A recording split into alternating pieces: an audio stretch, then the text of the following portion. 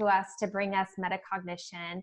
Mary has been a neural educator since 2017. She was part of our first cohort of neural educators that went through, and she kind of set the stage as far as what Keystone projects look like and our train the trainer program and everything. She has been setting the bar very high, but doing really amazing work in her school. And as many of you know, she's in a school district that is certified, our first neural education certified district. So her superintendent put her in a position to bring neural education, not just to the school that she was doing, but they were doing such remarkable things that she now is bringing that to the entire district. So with no further ado, we have Mary Snyder. And Mary, if you want to share your screen, we can get started with our introductions in the chat box. Okay, great. I will start with sharing my screen, and as that's kind of pulling itself up, I'll also just do a little bit more introduction of myself and the work that we're doing tonight. So I work in the Steilacoom School District, and when I took the Neural Education Summer Institute the first time, I was working as an instructional coach in the district at Salters Point, which is actually a school that has all 4th and 5th graders. So we have 19 classrooms, all 4th and 5th graders at that school. And as I was working at Salters Point for a couple of years, then we a position opened up in the district for a social emotional learning specialist, and that's what I do now. And that's part of how I can be kind of in the moves of bringing neural education more broadly to the district. So as you come into the meeting tonight, we're going to talk about metacognition. And just make sure you type your name, introduce yourself into the chat box. That's how we will kind of keep track of everyone who's here. Missy's going to help me a lot with the timings and with the just like logistical parts of the things. So if you do want to speak during the presentation, definitely do that. Unmute yourself and talk. The reason we just keep ourselves muted during the presentation is so that there isn't echoing. But for sure, if you have a question or you want to say something, please go ahead and unmute and join in. Okay. Okay, so we're going to get started. Our challenge question: how can we use metacognition to ensure we are approaching our work with a neural lens? We'll start with initial thoughts. And so we have 1 minute for initial thoughts. Ready? Go.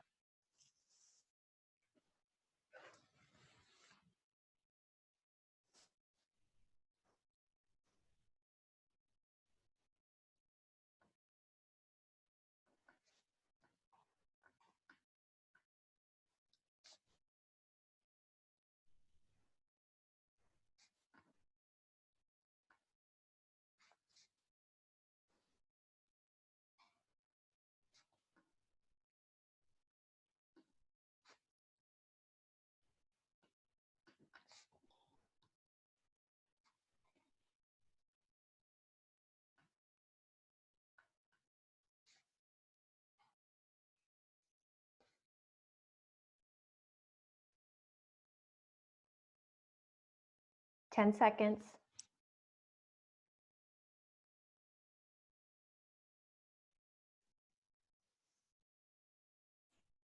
Time. Great. So as neural educators, we have learned so many ideas and concepts that we're applying in our professional practice. But we're also, I'm sure, often finding ourselves falling back into our old habits and mindsets. And that happens, that happens especially, I think, at this time of year. I was kind of mentioning earlier that, you know, February and March seems to be super busy, super like complicated and challenging. It's been raining and gray for months, and we're just like, we feel like we've tried everything with certain kids. And so we might find ourselves now automatically following back into our heavily myelinated pathways of old practices. So we know that engaging in metacognition might help us proactively apply our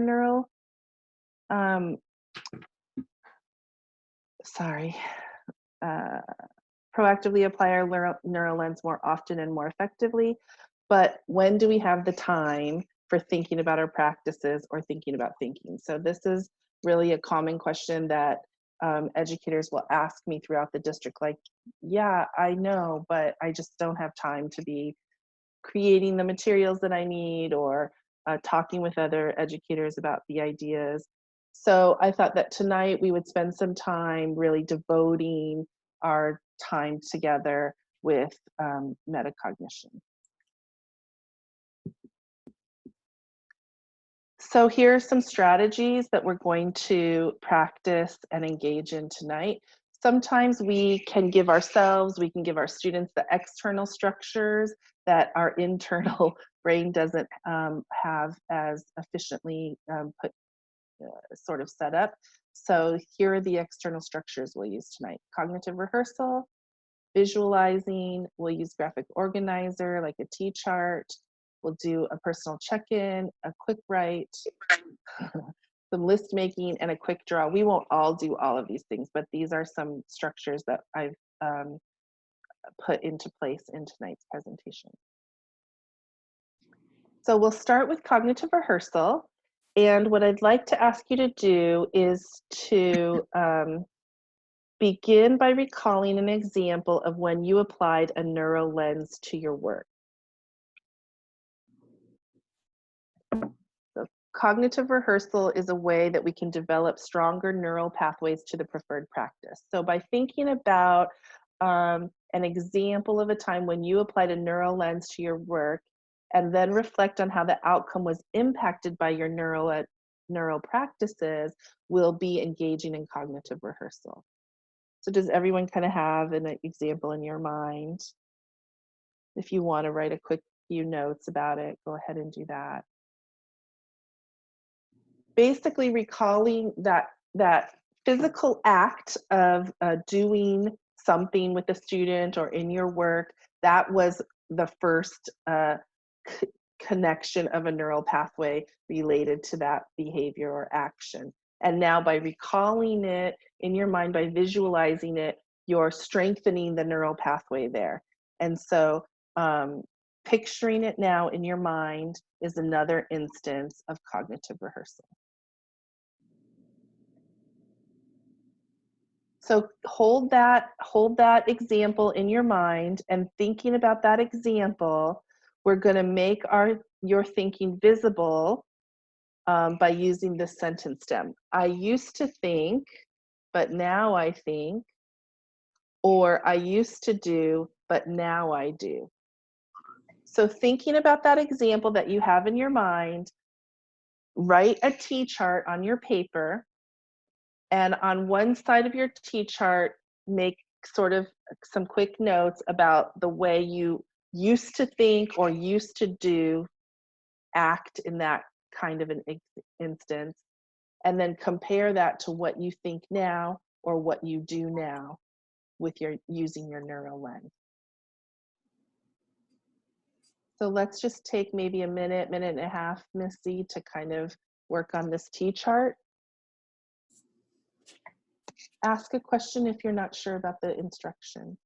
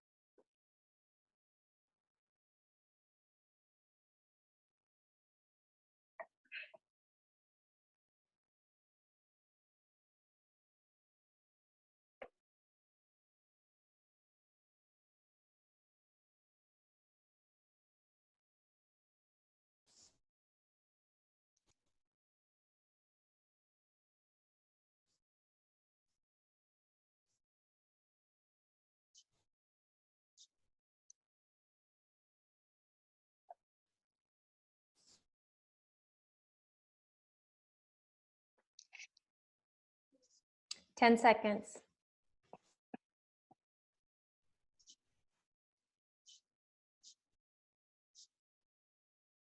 Time. Thank you.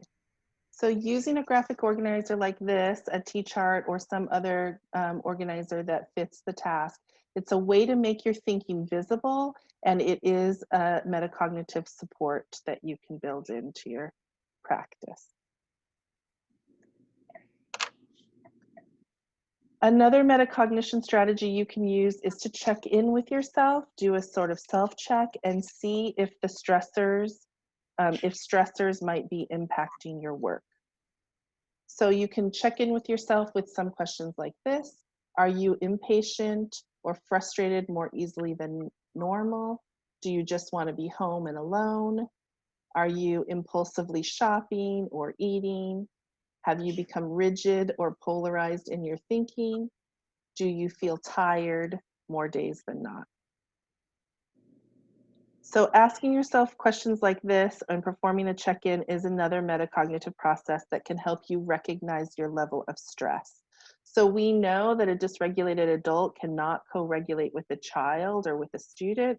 And so if we are feeling dysregulated, that means that, first of all, we have to recognize that, and then we can step back, take a breath, take a break before we re-engage with the kids. So the recognition of our dysregulation may take metacognitive practice, and these questions can help us.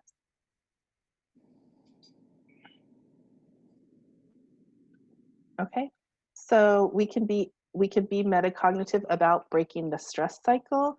So here's three things that can help us think about breaking the stress cycle. First of all, think about the science of the brain, right? So remember that, as Missy likes to say, brain is brain. And so if we recall the things that we've learned about how the brain functions and why it functions in that way, that can help us separate ourselves from our emotions and be thoughtful about what's happening. Checking in with yourself to recognize your stressors. Also, checking in with yourself to see, like, what are the things I do that help me manage my stress? So if you're a person who needs to exercise every day, maybe that's something that has fallen off because you're feeling overwhelmed at work and you haven't been able to do your daily exercise, and so that's actually adding to your stress level. Or maybe you're a person who has to call your best friend, or walk your dog every day, something like that. Make sure that you're checking in with yourself about what are the ways you can manage your stress level. And then thirdly, reflecting, really taking time to think a bit deeper about what might really be going on. And so just like a T-chart, writing, drawing, and list making are external structures that support metacognition. So what I want to do now related to breaking the stress cycle is ask you to choose one of these three actions on the right side of the screen. Would you like to do a quick write, make a list, or do a quick draw? What do you know about how your brain works? Write about your brain in the first person if you choose the quick write.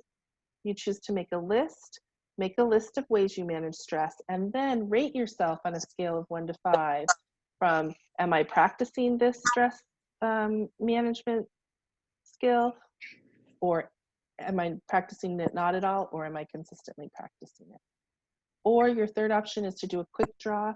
You could quickly illustrate what's really going on when you are experiencing dysregulation. So let's take another minute and a half, Missy, to choose one of these three, and let's practice one of these metacognitive strategies. Thank you.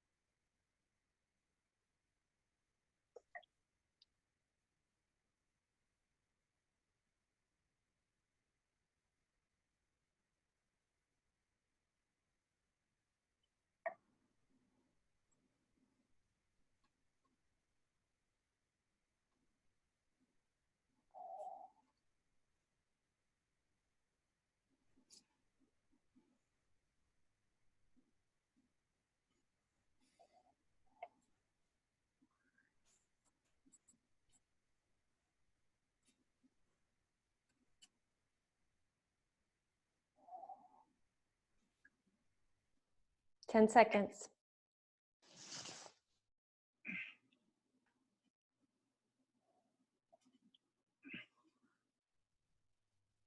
Time. Thank you. So some of the strategies that we practiced tonight to engage in metacognition, we started out with cognitive rehearsal. We did some visualizing. We used a graphic organizer, excuse me, in a T-chart. We checked in with ourselves, thinking about the stressors that we might be experiencing and the ways that we manage stress. Some of us did a quick write, some of us did list making, some of us did a quick draw. I purposely made the resources section of tonight a little bit condensed because I wanted to give us a lot of time to engage with each other following the resources section. So we're off to the reflection part now. So thinking now about what we've done tonight, what we've experienced, respond to these 3 questions. What surprised you? What did you know but now see in different light? What do you want to know more about, or what do you need help with? So for this section, we take 2 minutes. Thank you.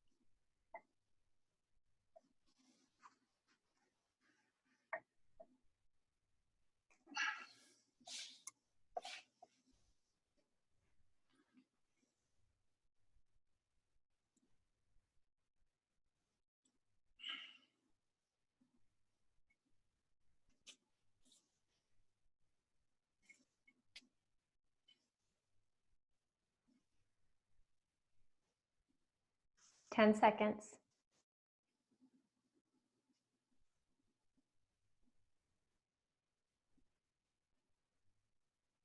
Time. Thank you. So we're going to start with the 3 questions, and I think what we kind of thought, Missy, is maybe we can let people choose which of the 3 they want to respond to tonight. So if anyone wants to kind of unmute yourself and join in, or Missy will kind of call names and we'll take turns related to sharing your response to one of these 3 questions.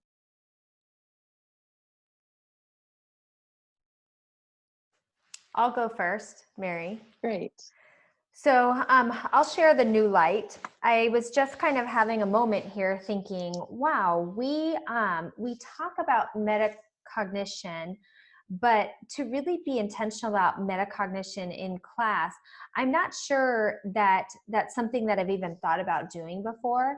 And one thing I've been finding with my students recently is that there's ebbs and flow of stress, but I feel like a lot of my kids have been stuck in the ebbs and not the flow, or vice versa, however that works. And they're not really understanding that there is an ebb and a flow. They're just feeling like they're drowning all the time. So to give them a space where they can do an activity where they're taking ownership of some healthy ways to manage stress, and having different ways of doing that, I could see how that would really be supportive of students managing their stress, but also kind of showing the impact of myelinating new pathways. And then the third thing that I was thinking is just that whole idea of growth mindset, where you're giving them a skill that they can do later in life. Mm-hmm. Thank you. Kristen, were you going to say the same thing? That's exactly what I wrote. I said I didn't have any surprises today, but I realized again how important it is to have students more involved in their metacognition. We do cognitive rehearsal daily with them, but they need more metacognition to be able to take into the world, to be able to self-regulate in any situation they find. Yeah.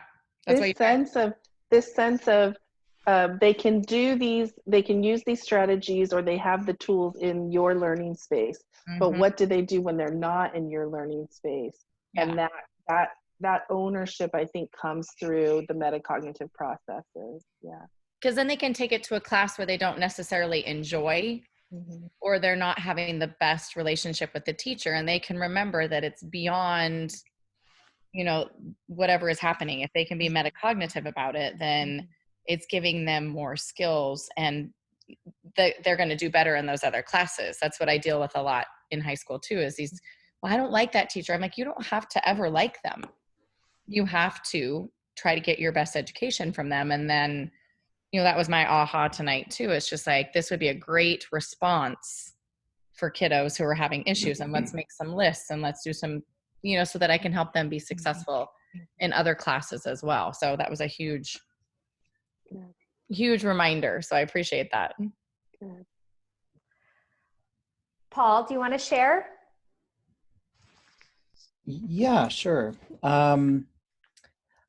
Well, one thing that I was surprised about that we started off was by thinking about us and not students right away, even though I know those strategies can be focused on students. And so that sort of pressed my thinking around previous work that I've done, and how sort of inquiry, I think, with teachers when they're looking at their own practice elevates that metacognitive element to it. And I think also with kids, like when you do PBL, metacognition is part of that and elevating that. But I hadn't thought about it with regard to teachers and what they're doing. So that was sort of some new stuff in my own head, thinking about teachers and doing it more intentionally. I also did it a lot sort of implicitly in the work that we would do. So that was interesting for me to see that sort of shift. And I really love this different strategies to help sort of surface the things that are going on in one's head and how they're thinking about them. I think those strategies are pretty awesome. So that was going on in my head. Audrey, would you like to share? If I can, yeah. Some of the things that I'm thinking about a lot of the time now just is, how do we really share these strategies with adults? Kind of to back off what Paul was saying, I think we have to be starting with our adults. I think a lot of times we assume they have co-regulate, that they understand what metacognition is, and I think they might, but at a kind of surface level. So I really loved the specific explicit strategies that you can teach and apply both to adults and to students as you're thinking about, what went well today, what are the things that you did that, made things better for your students, and what are the things that you did that made things more challenging, and what am I going to do differently tomorrow, and which practices do I want to cognitively rehearse so that they get more myelinated, and which ones do I want to sort of we'll leave that one in the past and kind of carry on, myelinating the things that are really working. So. Thanks, Audrey. Andrea, do you want to share? Hi, everyone. I'm Andrea Whitaker. I'm in San Jose, California. Paul invited me to the meeting today. I hope it's okay. Oh, welcome. Welcome. I'm just getting some exposure to the work that you all have been doing. And I found the resources very interesting, and the questions and the whole structure of the front part of the meeting really helpful. And I was wondering, when I did my reflection, I wrote a little bit about what do I want to know more about. And given that I'm new. I was wondering if someone might share with me how one of the structures we use today is explicitly tied back to something you know about how the brain works. Why is it that that T-chart is effective? Or why is it that making a list is useful? What does it do in our brains when you do that? Great question, Andrea. I'm going to pause a second to see if any of the neural educators have an Thank you. idea and want to respond. I'd love to jump in, of course, but I was waiting for that. And I feel like I know what you're going to say. Hi, Andrea. It's good to see you. So, of course, metacognition is such a central part to everything we do in our model, because there are parts hidden and built into the model with every move that focuses on the child's capacity for metacognition. By the way, I love the idea that dysregulated adults cannot co-regulate with a child. Thanks for putting that up there, Mary. That was fantastic, and that's an original again from you, of course. But it's true. If we're dysregulated, we can't co-regulate with the child. So why will a T-chart work, or why will a list work, and what's going on in the brain? As you gave us those list of options, you gave us 5 or 6. The first thing that popped into my head was, I wonder how many of these, or any of them, will break Miller's law. And obviously, if a child has some already inbuilt ideas of being overwhelmed by a T-chart or a graphic organizer, well, then they'll bring that information with them into this new one. So we have to always think about Miller's law and make sure that it's especially for the child who's at the 2 level, 4 plus or minus 2, meaning Miller's law. And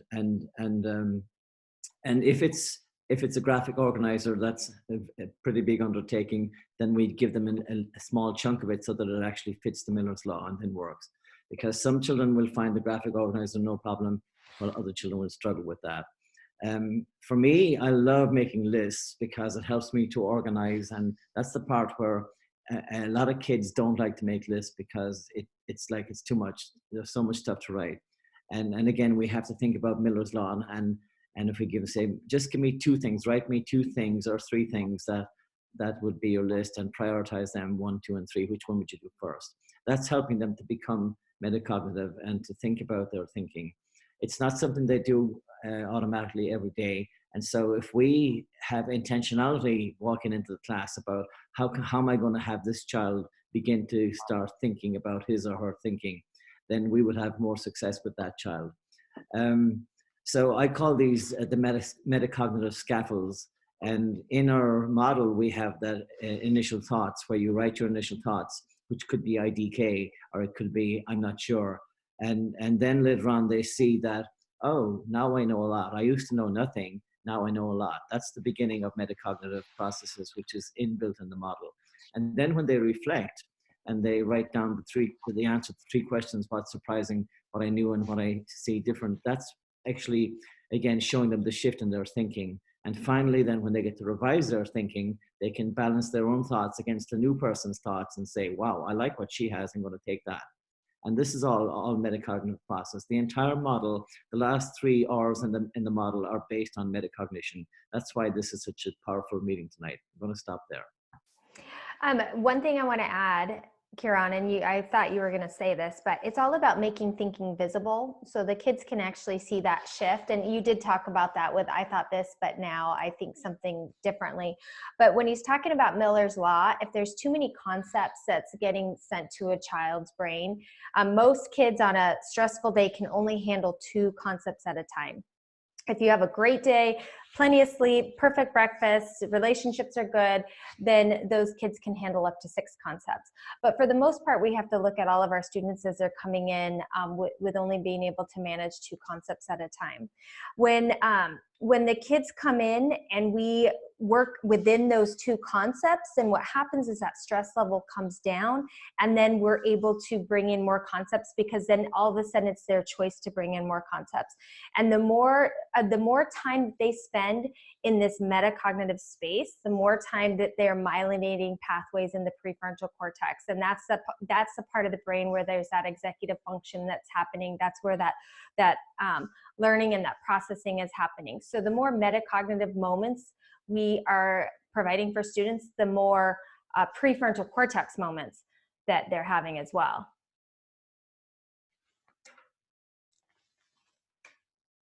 Okay, Dodie, you want to share?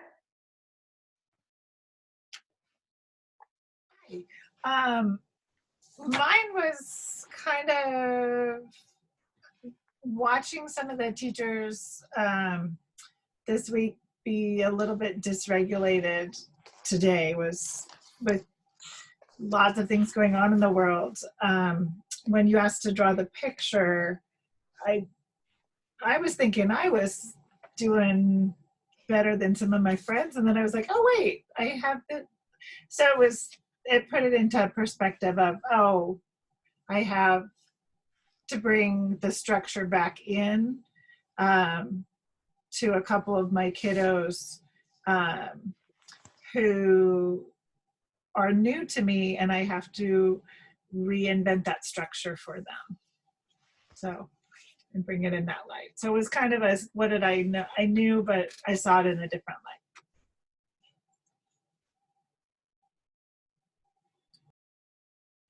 light. Okay, Kieran, what do you want to share? You're the last one.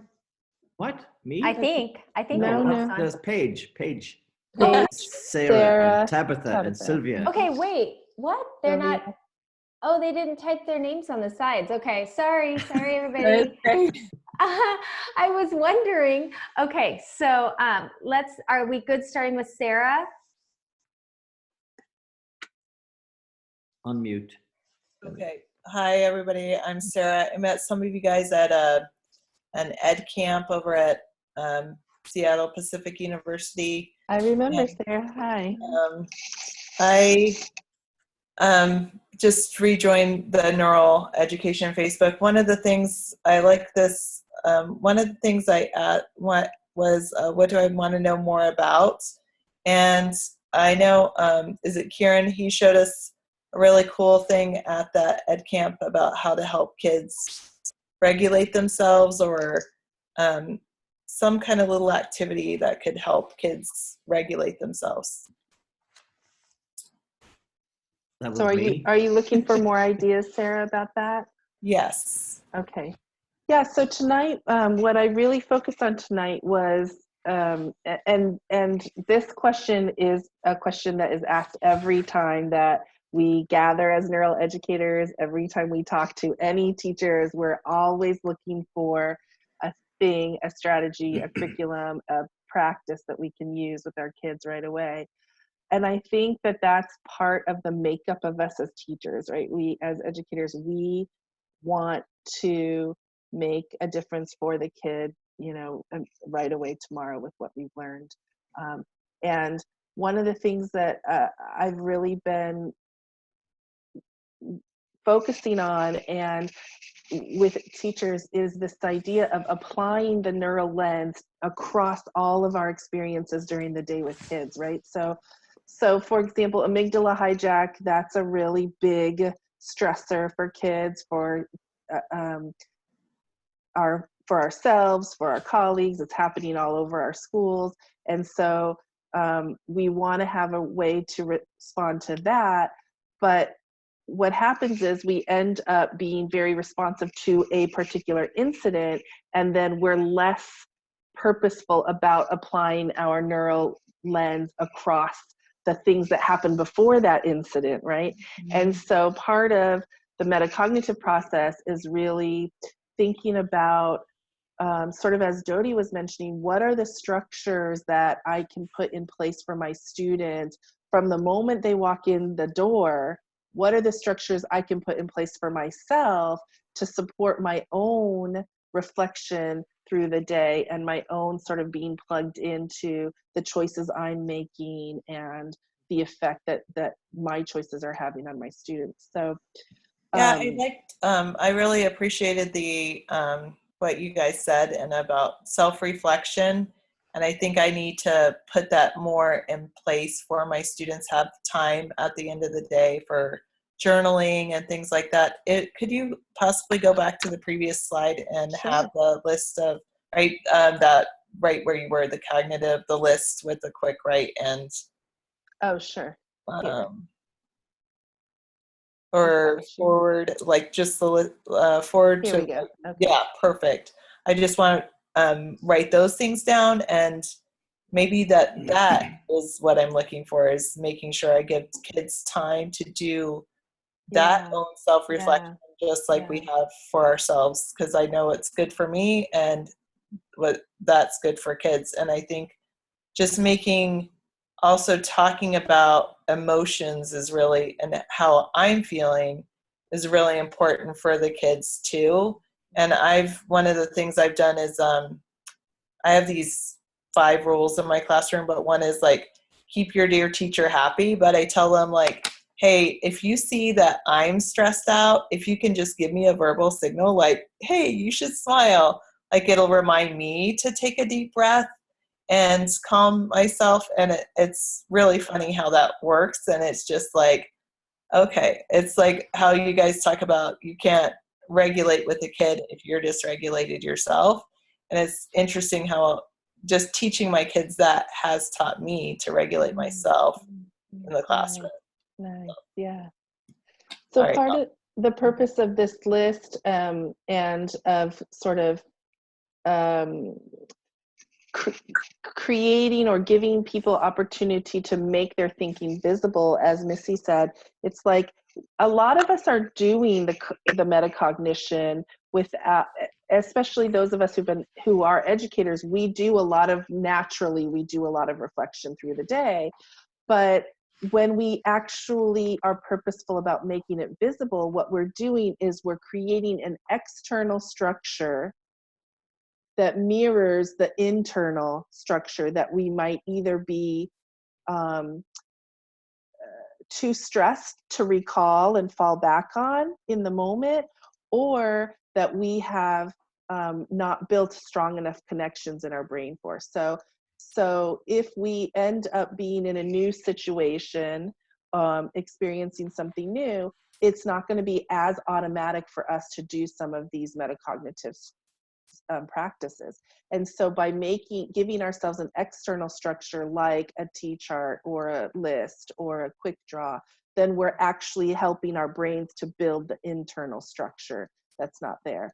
And that's part of why you want to build this in for yourself and for your students. You know, when we hear ourselves saying like, oh, why can't she just organize her thinking before she, spits it out at me kind of idea, that's a hint to us that we might need to build in more external structures because that particular student or a group of students doesn't have it internally strongly myelinated.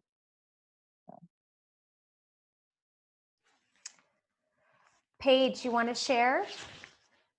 Wow, love what's been said so far. Thank you also for the flexibility of the 3 questions to be able to respond in whatever order. That was awesome. That came from you, Paige. So that is the change that we made. It was great. And it was very freeing. It was very freeing. So I jumped totally to the question of what I want to know more about. And I love what was just talked about with the building the external structures, and it's hugely helpful as we look at, I think Paul also talked about just that dealing with ourselves first. And as a principal, I'm struggling, just as Sarah was talking about, using this with the students to grow our own practice. That wasn't your total verbiage, but how that grows us, and trying to find out how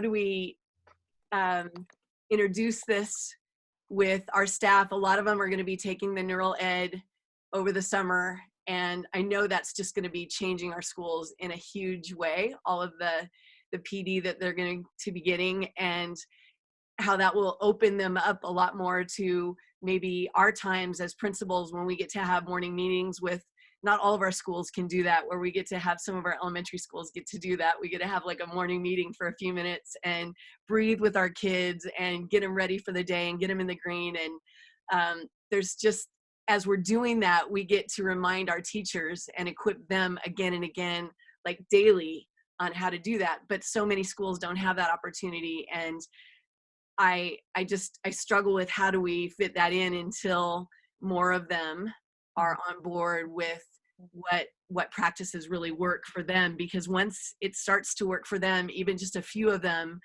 they're going to want to implement, and they'll give personal testimonies to their students about how they're stressed also, and they get it, and they're feeling the pain, and this is what works for them, and this is what we're going to be introducing in our class, and we want to think about this. And it's going to be helping our teachers to think back, and we don't reflect enough, but we've got to do that with our students. So it's forcing us to do that and reminding us of our good practice. So I guess my question is still at the basics. Just how do we make room until maybe that flow happens in the summer when more are coming back into our schools and they're fired up and they have some acumen and some excitement to implement these things? Those are my struggles. I have a couple of ideas, Paige. I think one of the things that I've done in Stillicum, so last summer, I had about 60 staff members attend Summer Institute across the district, right? So these are secondary teachers, counselors, principals, down to, elementary paras and library assistants and teachers. And so one of the things I did was develop a district-wide PLC, and we meet once a month as certified neural educators. And I send out a calendar invite to everyone who's attended Summer Institute. I have a topic. So 1 month, the topic was metacognition. This month, our topic is sleep and the importance of sleep. And so that feels appropriate because of daylight savings. It throws everybody off, right? So, so I have this district-wide PLC where all neural educators who are able to come together. Now, the logistics of your district may not allow that, but I set it at like the last contracted teacher time ends at 3:40, and so I start my meeting at 4 o'clock. So people have a little bit of travel time and that kind of thing. I offer clock hours for that.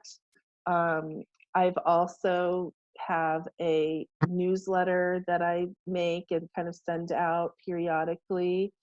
I've been thinking about this idea of like a metacognitive minute, like a little video, right? That maybe I just send out once a week or what, right? Where just kind of just a little flip in your inbox. It doesn't take much out of anybody's day. Little things like that. Last year, Missy's, and I don't know if you're still in the publishing process of this, Missy, but her study last year that really helped us make sense of the importance of greenhousing ourselves, right? So we talk so much about greenhousing our students, but the importance of us as neural educators coming together in this platform once a month and reminding ourselves like, oh, I'm not in this work by myself, right? I have all these people. So how do we greenhouse ourselves so that we are, when we find ourselves kind of falling into our old practices because we're tired, we really have tried everything, and we, what is it, who are the people, what are the practices that we've created that are supporting us when we feel like falling back, right? And so as administrators, I think especially we have that task of structuring, putting some things to build the greenhouse, right? And then engaging people in some practices throughout the month, say, related to that. So you could have Molly's metacognitive moment. Yes. Monday's metacognitive. Yes, part. yes, I love it. But no, I love those ideas, and I'm a little bit limited, definitely, because we have structures that are in place. Yeah. But I'm really excited about what you implemented after last summer. So I'm expecting great things from post summer this year. Yeah, you can put a lot of, you know, everyone who goes to Summer Institute isn't going to come to the monthly PLCs, but the fact that they exist, right, help people stay in the work, right? And then another thing I did was I kind of branded every teacher's classroom, every para educator, everyone who attended, you know, we have those buttons, but I made a sign, certified neural educator, and I put it on everyone's door. So when you walk in our school, you know, for example, Cherrydale, 20 staff members in that school, where the pairs have their office or where they have their desk or table, there is a sign with their name, certified neural educator. Every teacher, every administrator, I put them up all through the district, and then my superintendent was like, Mary, I'm feeling really left out. Where's my sign? Oh, I didn't even, you know, realize that I had left her out. So yeah, those kinds of little things that just remind you every day, oh yeah, this is what I do.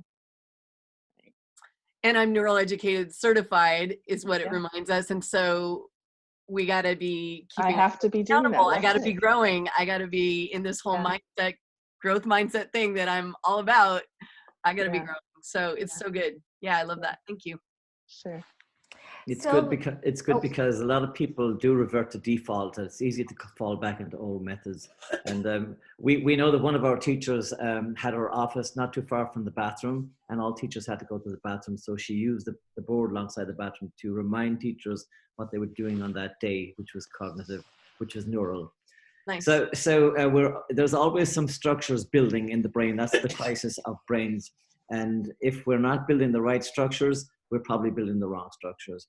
And if the child is having difficulties with amygdala hijack, then the amygdala is growing and the PFC is not. And that's a big crisis for us. We want to make sure that if somehow you can be in the metacognitive space for that moment, well, then you're guaranteeing that your child is now in its pre-FC. And if the child's in the PFC, then you're wiring that section of the brain probably to the hippocampus, you know, probably to the other regions that you need to have connected around that concept. And that means then you're building and myelinating good structures. Over time, you have more good structures in the brain than the bad ones. And that's the shift that we see happening. Thanks, Kieran. Sylvia, did you want to share?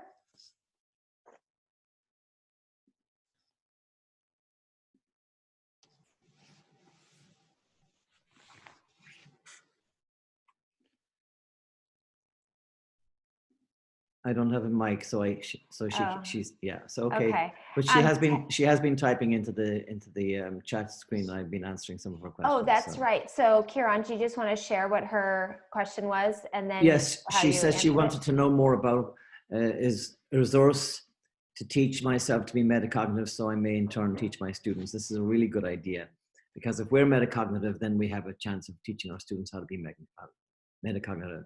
I have students whose behaviors within my four walls is night and day difference when they're in other classrooms.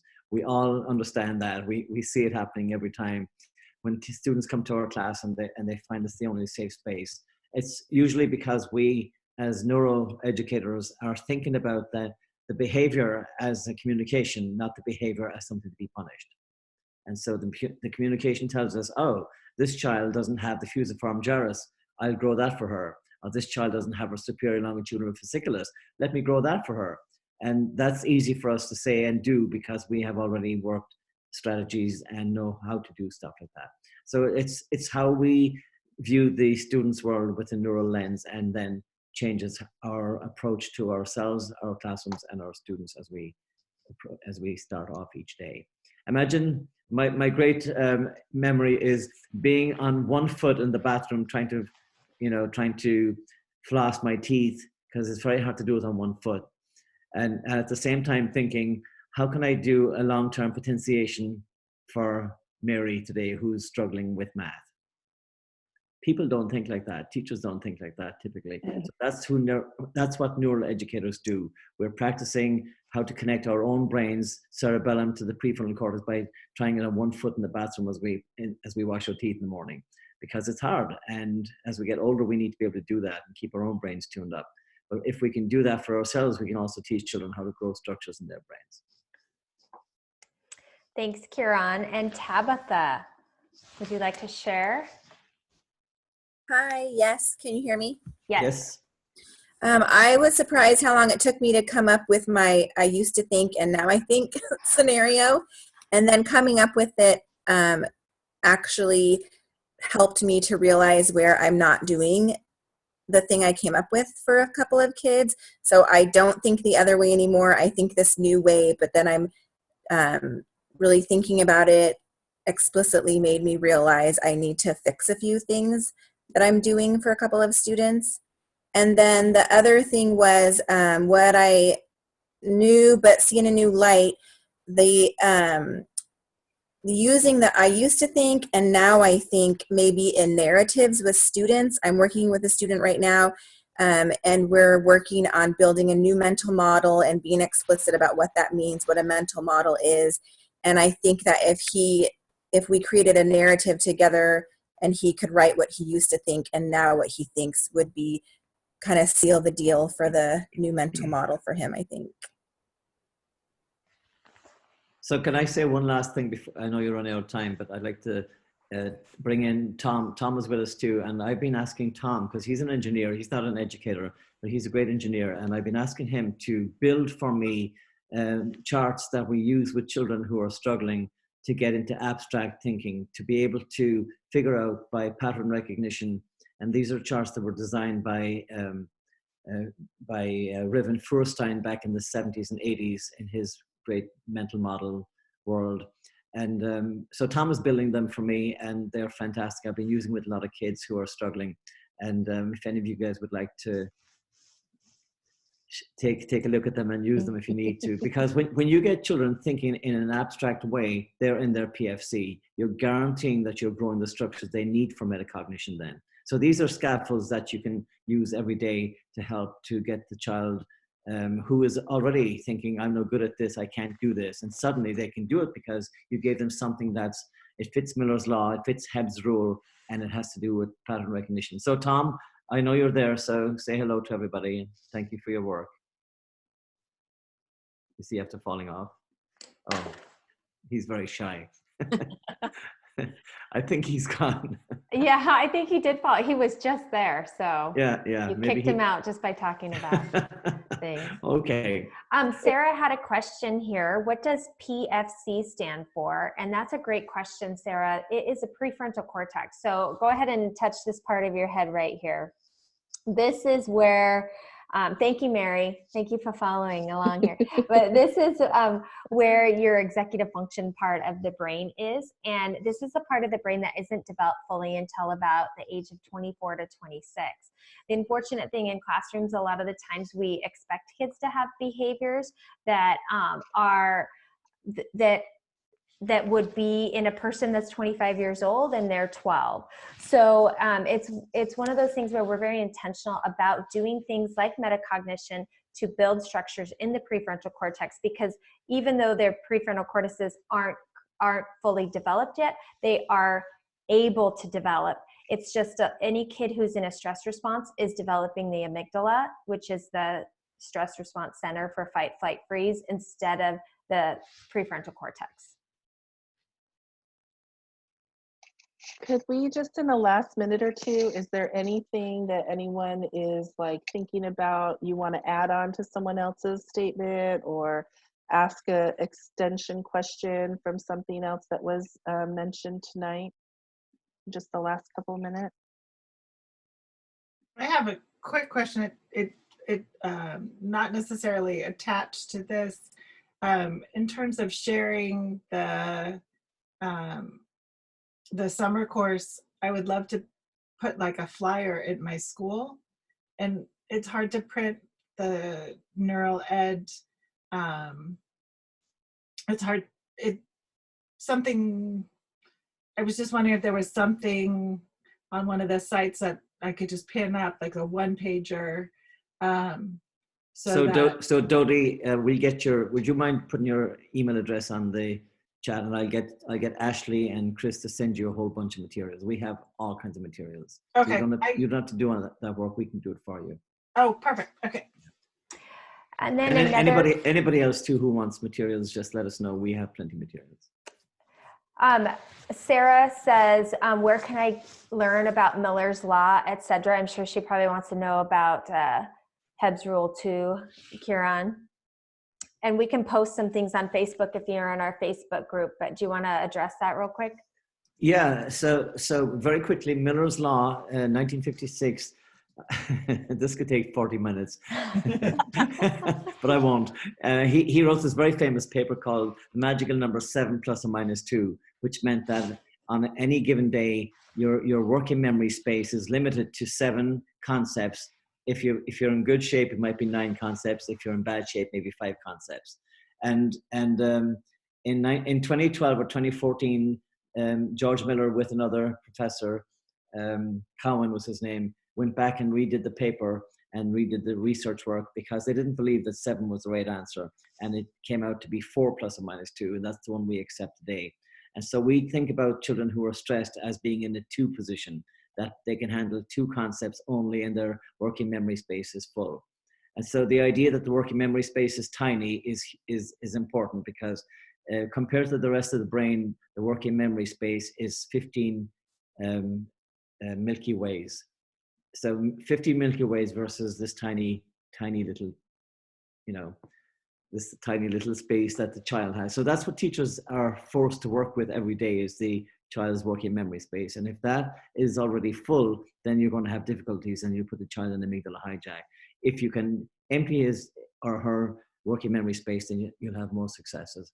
And then the last thing was Hebb's Rule. Dr. Hebb was the man who discovered plasticity with Marion Diamond back in 1960. And his work was famous because he discovered that neurons, he discovered 2 things. One was neurons that fire together, wire together, which means that you can have cognitive rehearsal and myelinate the concept and have that structure grow. And the second thing he discovered was in 1947, which was long-term potentiation, which means that the postsynaptic receptors can be multiplied. And we can do that for children. That means that the child has more capacity for learning if we can amplify their postsynaptic receptors. Thank you, Missy. Yeah, Mary, guess what? It's 8 o'clock. Thank you all so much for coming. So thankful that you all were here and sharing. I think the conversation was rich, and I'm really appreciative that I was invited to facilitate and be part of the learning tonight. Thank you, Mary. Thanks so much, Mary. We appreciate you all for coming.